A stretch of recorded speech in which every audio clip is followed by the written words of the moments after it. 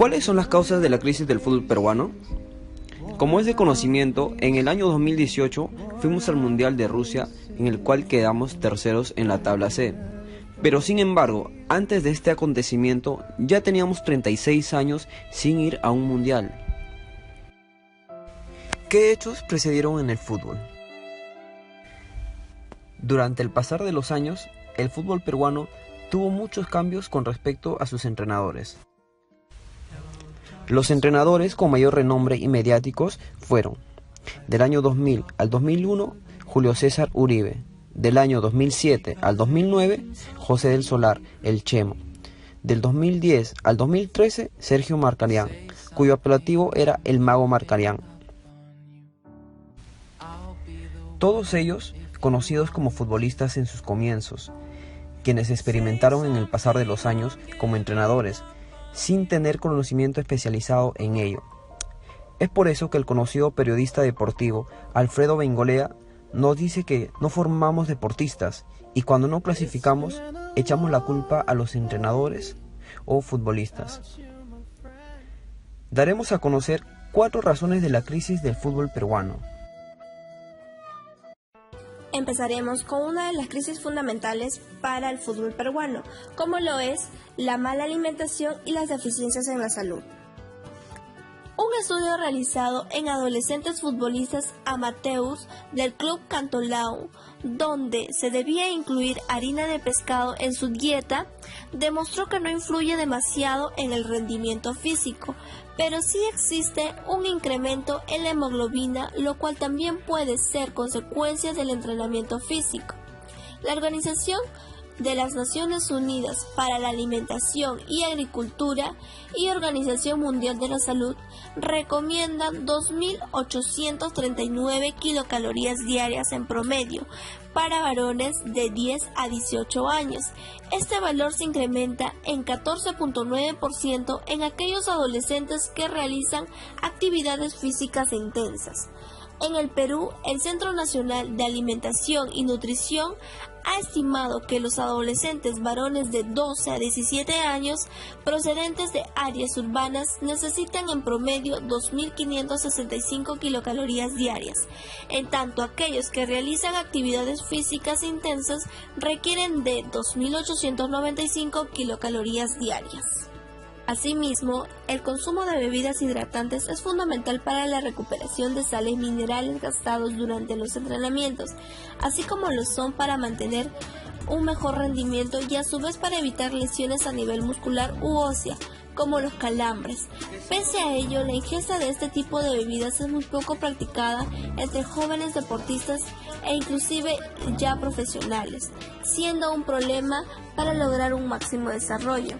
La ingesta de bebidas con bajo valor nutricional son predilectas para estos deportistas e inclusive en un reciente estudio mostró que un 43% de juveniles de un club con una edad promedio de 17 años era consumidor recurrente de alcohol, lo que reafirma y premisa que el fútbol peruano vive en déficit desde el punto de vista nutricional. El fútbol peruano tiene un gran problema con sus dirigentes y sus distintas entidades. En el año 2008, la FIFA deshabilita a la Federación Peruana de Fútbol por injerencias gubernamentales del Instituto Peruano del Deporte. Esto nos dejaba fuera de cualquier torneo internacional organizado por la FIFA, el ente regulador de fútbol a nivel internacional. Ellos pedían que el presidente de la Federación Peruana, Manuel Burga, dejara su cargo. Si hemos empatado, mira, con Chile nos reivindicamos, hombre. Y si hemos perdido, mira, todo ha sido culpa de Manuel Burga. Posteriormente, ambas instituciones, tanto el Instituto Peruano del Deporte como la Federación Peruana de Fútbol, hicieron llegar una carta a la FIFA donde exponían que trabajarían en conjunto y finalmente la sanción fue levantada. Otro de los problemas administrativos que tiene el fútbol en el Perú es que la mayoría de sus clubes tienen deudas con la SUNAT. Para hacer un ejemplo, el Club Universitario de Deportes debe 146 millones de soles, Alianza Lima 26 millones, Sport Boys 9 millones. Muy aparte que cada de estos clubes presentan deudas con sus jugadores. Esta información se dio a través de Infos en el año 2012. Te pones a pensar, en primera división tienes 4 clubes que están en proceso concursal, cuyo principal acreedor es la SUNAT. ¿Qué te dice eso? Que por temas tributarios llegaron a la crisis del proceso concursal y si flexibilizan las normas, que no te extrañe que de acá a 2 o 3 años tengamos 8 equipos manejados por SUNAT y mejor el campeonato lo hacemos, se va a llamar Copa SUNAT, porque va a tener la posición de todos los equipos. Una de las soluciones que le da la SUNAT es que conviertan a las asociaciones deportivas sin fines de lucros en sociedades anónimas con fines de lucro. Como ya se mencionó antes, la corrupción y las deudas perjudicaron su mayor parte al fútbol peruano. ¿Pero qué sería el Perú sin corrupción? Yo creo que todos sabemos esa respuesta. La clausura 2003 no se terminó de jugar debido a una huelga del sindicato de futbolistas, demostrando así la inestabilidad del torneo. Por tal motivo, el presidente de la Federación Peruana de Fútbol, Manuel Burga, en ese entonces emitió una resolución declarando por concluido el campeonato profesional en noviembre, la fecha 17, y dejando sin efecto las bases del campeonato. Cabe decir que las fechas 16 y 17 se disputaron con futbolistas de categoría sub-20. La Federación Peruana de Fútbol no tuvo mejor idea que declarar ganador al torneo al Club Alianza Lima al encontrarse en primer lugar en el momento de la paralización, a pesar de las protestas de varios clubes. En Sudamérica, el fútbol peruano es penúltimo en torneos de clubes y hasta antes de estas últimas eliminatorias también lo era a nivel de selección. Somos además los últimos en venta de jugadores al exterior.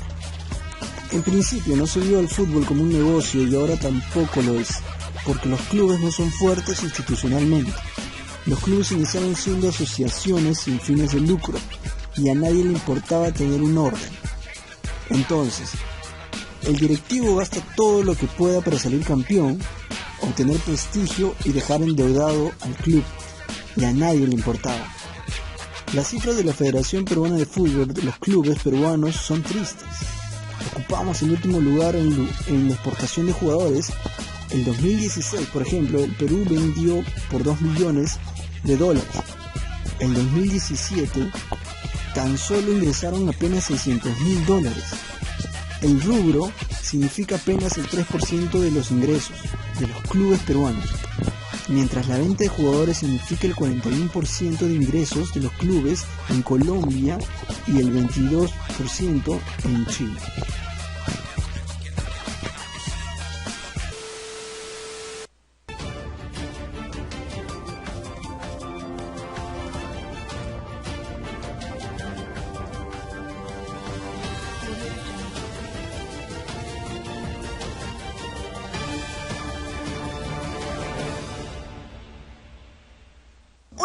Causas de la crisis del fútbol, la formación de futbolistas de alto nivel, por ejemplo, es un proceso sistemático encargado por equipos especializados en las diversas ciencias ligadas a este deporte, como en la medicina, psicología, biología, física, educación, entre otros.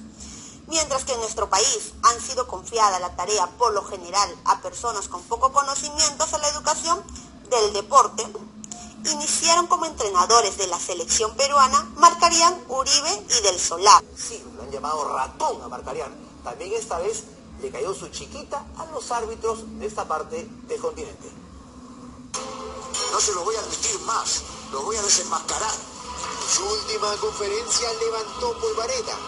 Un irreconocible Sergio Marcarián se enfrentó a los micrófonos al final del último cotejo. Hoy volvió a presentarse para ratificar lo dicho y decir basta. Hecho muy frecuente, después de los partidos, declaraciones de los futbolistas y aún de entrenadores, decir, se metieron atrás, jugaron con 2 líneas de 4, como si jugar con 2 líneas de 4 fuera el diablo. Yo digo, va a llegar un momento en que va a haber que preguntarle al rival, che, ¿cómo crees que te marque? Porque si no se van a quejar.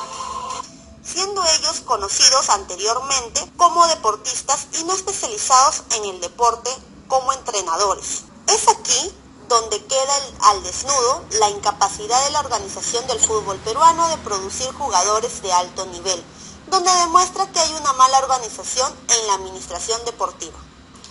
No obstante a esto, la exportación de los jugadores es cada vez más, ya que en busca de mejoras deciden migrar a otros clubes de otros países.